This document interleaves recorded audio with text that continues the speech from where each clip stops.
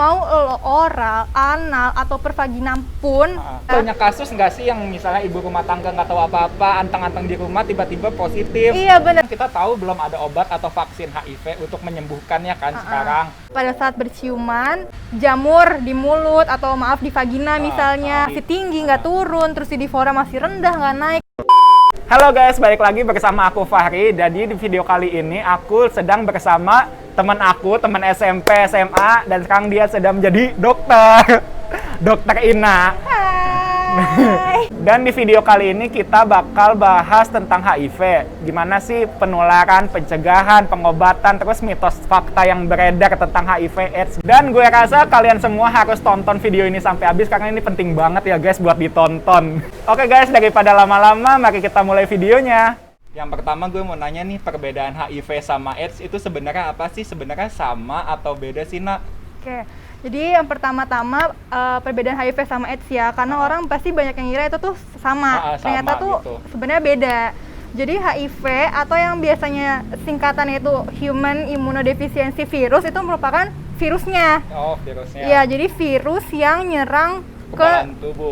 Jadi dia tuh nyerang kekebalan tubuh manusia. Nah, dia bikin si imunnya itu turun. Nah, lama-kelamaan nanti karena si imunnya itu diserang sama virusnya, akhirnya si orang itu nggak punya kekebalan dong. Dan akhirnya dia nggak punya tentara nih, nggak punya sistem imun. Nah, jadi kalau ada virus atau bakteri lain yang masuk, itu nggak ada yang ngejagain.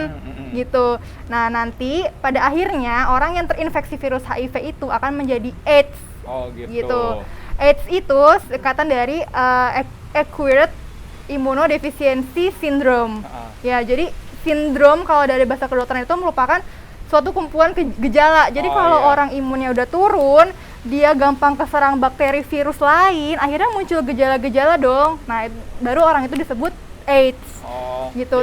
Jadi kayak mungkin gejala oportunistik itu ya, kumpulan oportunistik iya, kumpulan itu ya? Gitu. Jadi kalau udah ada beberapa gejala baru bisa disebut AIDS. Jadi awalnya si HIV itu virus masuk ke tubuh kita, nanti lama-kelamaan jadi AIDS. Kayak gitu. Cuma zaman sekarang itu lebih sering disebut ODA ya, orang dengan HIV/AIDS gitu. Oh ya, kan tadi lo bilang kekebalan tubuh tuh yang diserang. Kekebalan tubuh yang mana sih, atau yang seperti apa yang diserang sama si virus HIV itu? Ya. Jadi kita sebut aja kekebalan tubuh kita tuh sebagai tentara ya. Jadi si tentara itu tuh banyak bagian-bagiannya gitu. Nah, ada yang salah satunya ada yang namanya limfosit. Limfosit itu kan ada yang B sama T yang kita tahu dulu waktu belajar biologi kan di SMA. Nah, si limfosit T ini dia punya beberapa komponen lagi nih, beberapa anak buah lah ibaratnya gitu. Salah satunya ada CD4. Nah, si virus HIV ini dia bakal nyerang CD4 yang ada di tubuh kita. Kenapa CD4? Karena intinya kayak si virusnya itu tuh cocok gitu sama si permukaan CD4. Jadi si virusnya ini khusus nyerang si CD4-nya itu kayak gitu. Terus penyakit HIV itu ada gejala-gejala awalnya gitu nggak sih, Nak? Oke. Kalau gejala, jadi gini, orang itu pertama-tama terinfeksi tuh dia nggak bakal tahu nih kalau dia terinfeksi HIV, ya kan? Jadi gue ceritain ya, ada yang namanya window period atau periode jendela. Jadi pada saat orang itu misalkan nih virusnya masuk, si virus itu tuh orang tuh nggak bakal tahu kalau misalkan dia tuh kena. Jadi nggak ada gejala apapun. Terus kalau dicek antibody kan kalau setiap ada virus kan kita pasti produksi antibody kan. Dicek antibody pun nggak ketahuan. Nah, gitu. Window period ini itu tuh lumayan lama, bisa 3-6 bulan atau bahkan 12 bulan. Nah, begitu udah habis masa window periodnya, muncul tuh namanya fase akut. Fase akutnya itu kayak ya lo kayak ini aja, kayak kena sakit flu biasa gitu tergantung orang. Ada yang dia gejalanya demam, ada yang dia batuk pilek kayak gitu. Tuh beda-beda tiap orang, dan orang tuh nggak ngeh. Jadi kayak dia nganggapnya paling dianggap biasa aja. Iya, paling gue sakit biasa doang. Atau pancaroba gitu. Iya, ini gara-gara perubahan cuaca nih gue kecapean kayak gitu-gitu kan ngiranya tuh nggak bakal ngeh. Dan si fase akut ini bisa iya bisa enggak. Gitu loh. Jadi nggak semua orang akan merasakan fase akut. Oh gitu. Iya, ada orang yang nggak merasakan fase akut itu, dan ada yang dia kena fase akut itu tapi dia bisa sembuh sendiri. Karena apa? Karena si sistem imunnya masih bagus nih. Ibaratnya virus yang masuk itu dia udah bereplikasi, dilawan sama tubuh kita masih kuat, masih mampu buat ngelawan dia. Kayak gitu. Walaupun si virusnya akan terus tetap replikasi kan. Nah, Abis fase akut ini, barulah masuk yang namanya fase laten atau fase tanpa gejala.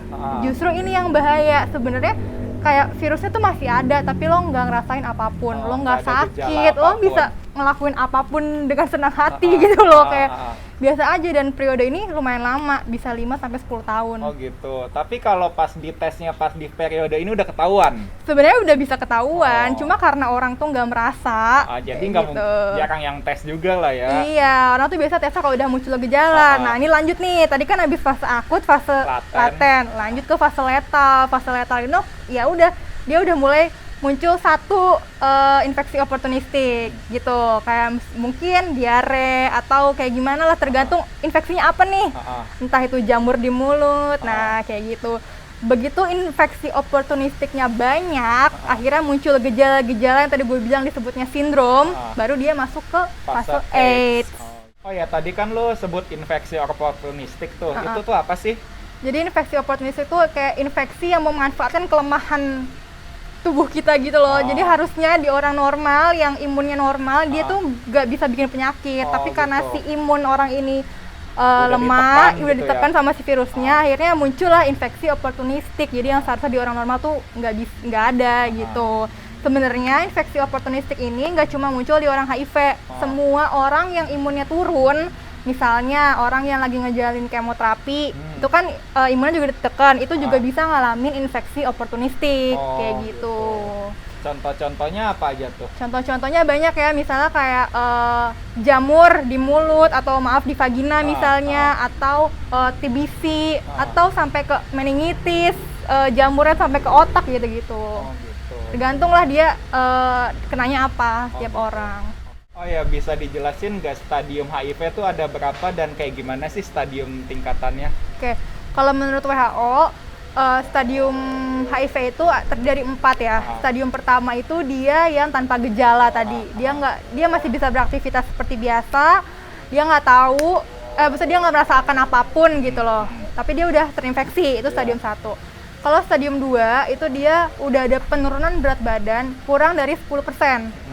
Terus dia udah mulai ada gejala-gejala ringan, tapi kayak misalkan diare yang hilang timbul tanpa penyebab yang jelas, demam hilang timbul, terus dia mungkin udah ada jamur-jamur di kuku, atau sering batuk pilek gitu. Itu stadium 2. Kalau yang stadium 3, jadi dia itu penurunan berat badannya udah lebih dari 10%, terus infeksi, tadi itu infeksi awal itu tuh udah jadi lebih berat. Misalnya dia ada infeksi jamur di mulut. Nah, kalau stadium 3, infeksinya tuh udah nyampe paru-paru, udah nyampe tenggorokan, kerongkongan gitu. Terus demamnya yang tadinya hilang timbul, ini udah kayak terus-terusan lo sebulan demam gitu. Atau diare terus-terusan sebulan lo diare terus-terusan gitu. Jadi nggak cuma hilang timbul, ibaratnya kayak gejala stadium 2 yang lebih parah gitu. Jadi dia udah susah untuk aktivitas kayak biasa.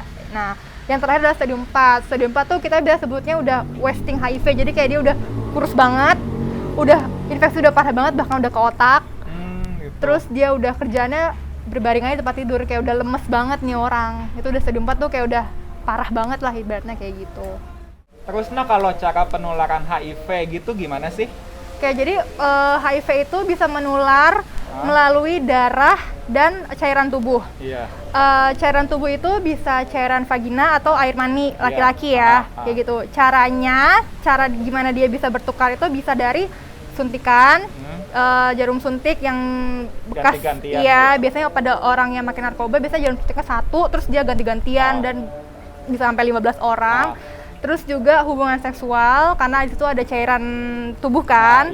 Transfusi darah itu bisa, cuma kalian gak usah takut gitu kalau misalnya mau transfusi yang darahnya dapat dari PMI, karena kalau dari PMI biasanya kan dia udah di screening kan. Terus biasanya jarum suntik yang dipakai buat tato. Oh gitu. Karena biasanya kita nggak tahu sebelum kita, misalnya kita mau nato nih, orang sebelum kita tuh ternyata HIV, karena biasanya di tempat-tempat suntik tato itu dia itu sterilisasinya gak jelas, kayak gitu. Terus yang terakhir itu dari ibu ke anak ke bayinya, lewat kayak gitu. Jalur menyusui ya berarti. Nah, kalau dari ibu ke bayi ini banyak, jadi bisa pas lagi hamilnya nih lewat plasenta. Oh iya tahu. Atau pada saat melahirkan, ya pada saat melahirkan kan berdarah-darah nih, terus si bayinya ini ada luka juga, ya udah masuklah itu ke bayi gitu. Dari pas hamil lewat plasenta, terus pas persalinan itu bisa, dan juga pas menyusui. Jadi bisa ada di fase itu, nggak tahu nih lewat mana, salah satunya ataupun tiga-tiganya juga bisa, kayak gitu. Terus misalnya seorang ibu melahirkan anak nih, ibunya positif, anak yang dilahirkan HIV juga nggak sih? Berarti ibu hamil yang HIV, mungkin nggak sih bayinya ketularan juga atau enggak? Anak yang lahir dari ibu yang HIV itu belum pasti dia HIV juga, ya kan? Tapi anak yang lahir dari ibu yang HIV itu beresiko tinggi.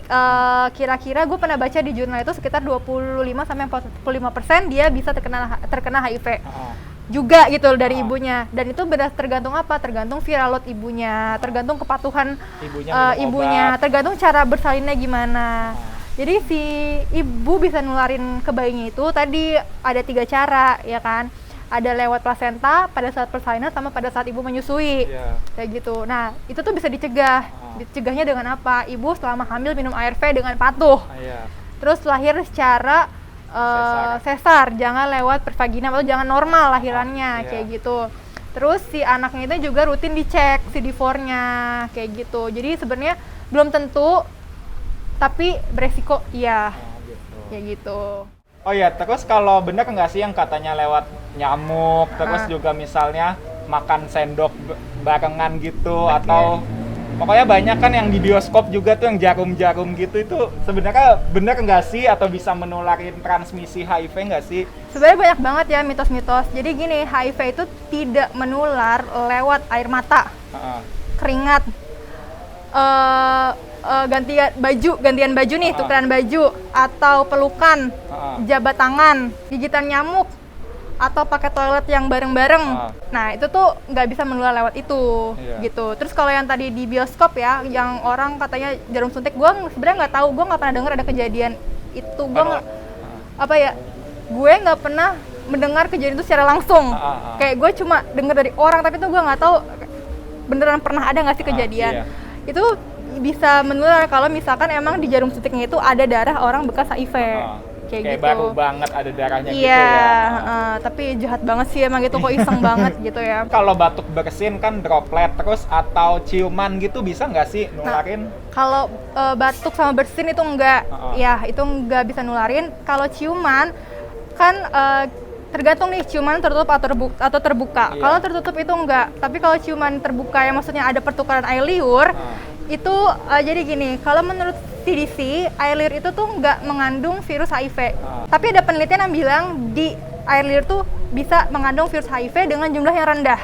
Gitu. Jadi dengan kata lain nggak bisa nularin kalau hanya bertukar air liur. Cuma kita kan nggak tahu nih ya, pada saat berciuman di mulut kita atau di mulut si pasangan kita itu apakah ada luka sariawan atau ada luka yang nggak kelihatan. Jadi luka itu nggak cuma luka yang kelihatan, ada luka yang kalau disebutnya mikrolesi ya, luka yang kecil banget, kita nggak bisa lihat, kita nggak bisa ngerasain, tapi sebenarnya itu ada luka. Gitu. Nah itu tuh yang bahaya. Kalau misalkan masing-masing punya luka yang nggak tahu, akhirnya bisa jadi bertukarnya bukan cuma bertukar air liur dong, darah ya, darahnya juga bisa bertukar dong. Nah itu bisa menjadi salah satu penularan. Iya, atau kalau misalkan lagi nggak ada luka tapi misalkan ya, maaf ya, tanpa sengaja kegigit atau kayak gimana bibir atau si gusinya gitu, nah itu tuh ya bisa jadi luka kan. Nah itu bisa jadi tempat buat masuknya si virus itu gitu. Jadi kalau air liurnya sendiri tuh enggak, ya air liurnya doang tuh enggak, tapi aktivitas ciumannya itu yang bahaya, kayak gitu. Terus kalau pisau cukur nih buat yang cowok-cowok bisa nggak sih nular? Kan kadang kita nyukur biasa aja tuh, tapi pas cuci muka kan kena sabun baru kelihatan kerasa perihnya kan, itu bisa nggak nularin HIV? Sebenarnya kalau cuma pemakaian pisau cukurnya tuh enggak, ya kan? Tapi balik lagi ke prinsip awal, kalau ada luka yang si darahnya itu bisa nempel di situ, ya itu bisa jadi tempat transmisi si HIV itu. Terus kalau oral seks itu bisa menularkan nggak? Apa cuman vaginal dan anal seks doang yang menularkan HIV? Prinsipnya yang tadi gue bilang, kalau si HIV ini menular lewat cairan tubuh.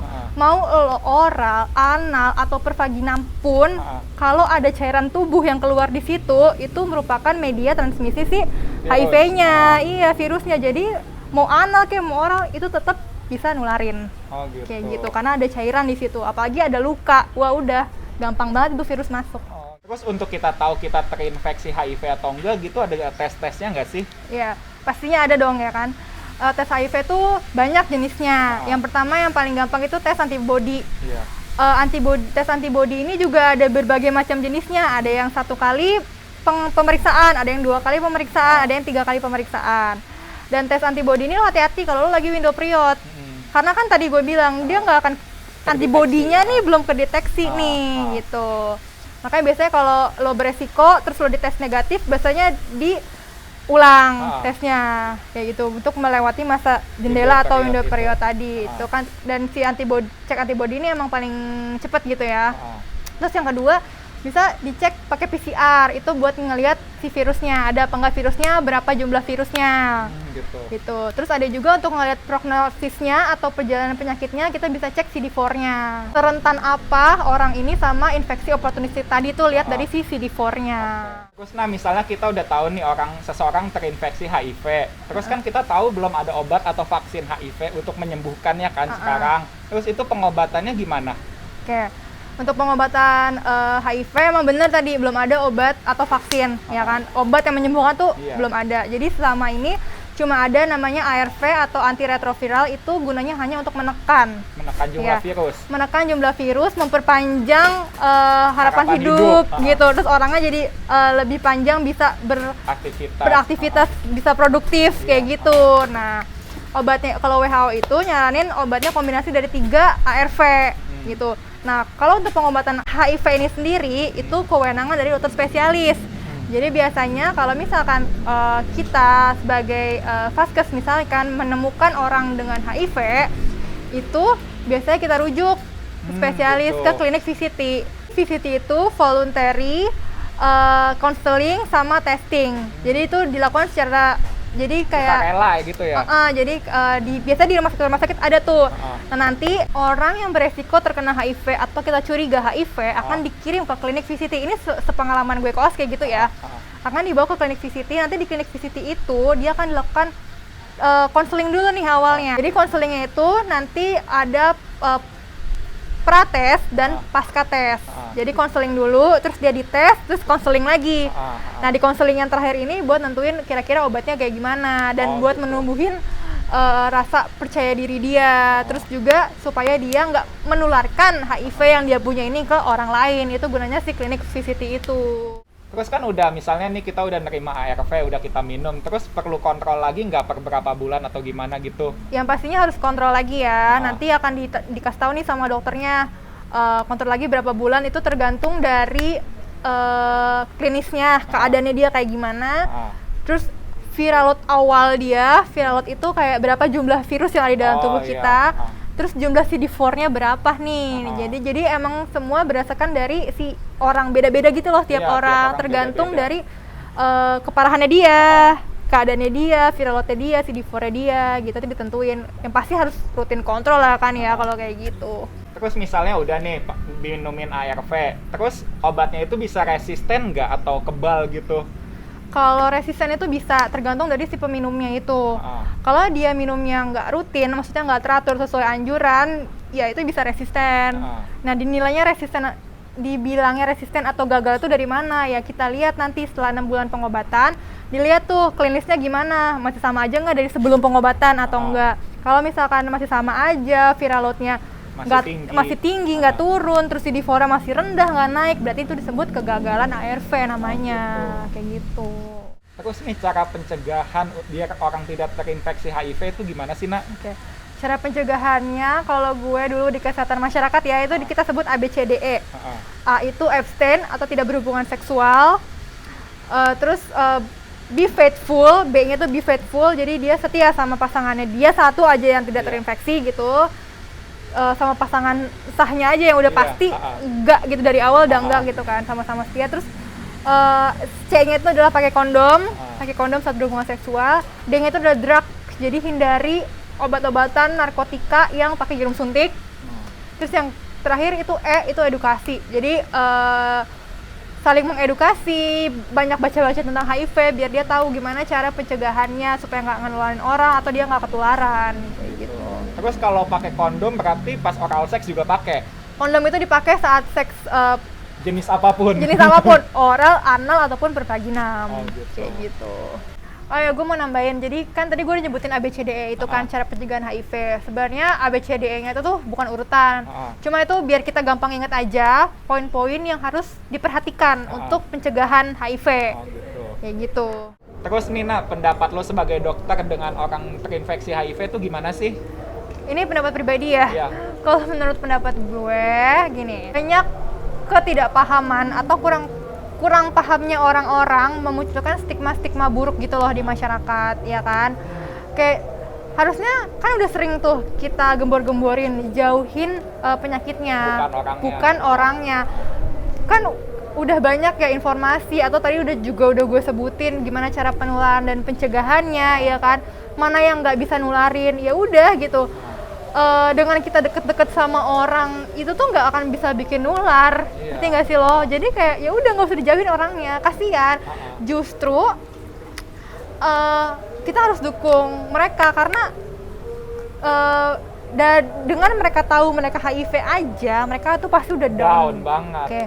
Down banget. Dan harusnya orang-orang yang dengan HIV itu kita support gitu loh, supaya mereka tuh teratur minum obat. Maka gitu. beri semangat iya, gitu kan. supaya mereka juga bisa jadi produktif gitu loh. Gitu. Nggak melulu mikirin tentang penyakitnya, banyak hal yang bisa mereka lakuin kayak gitu. Jadi jangan dijauhin orang-orangnya gitu loh. Lo harus jauh-jauh dari penyakitnya gitu. Jangan ngelakuin hal-hal yang bisa menyebabkan lu terinfeksi HIV. Iya, bener banget. Makanya lo jangan ngelakuin itu. Oke guys, sekian video gue bersama Dr. Ina kali ini tentang HIV. Semoga obrolan kita bermanfaat dan berfaedah. Amin. Dan sampai jumpa di video gue selanjutnya. Bye!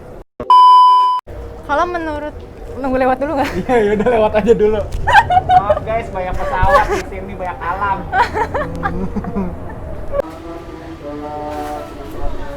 Itu ikannya buat digoreng? Iya, goreng, dibakar. Kan dia kalau mesen baru diambil, jadi nggak taruh di esan gitu, nggak taruh di freezer, baru biar fresh ya? Oh, kasihan.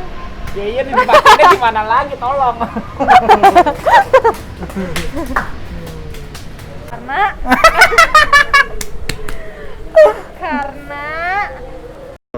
Halo gengs, mungkin kalian penasaran kan aku suka tag video di mana ya kan yang banyak suara angin dan suara air gitu. Nah, aku tag di lesehanku, Lesehan ala Bekasi.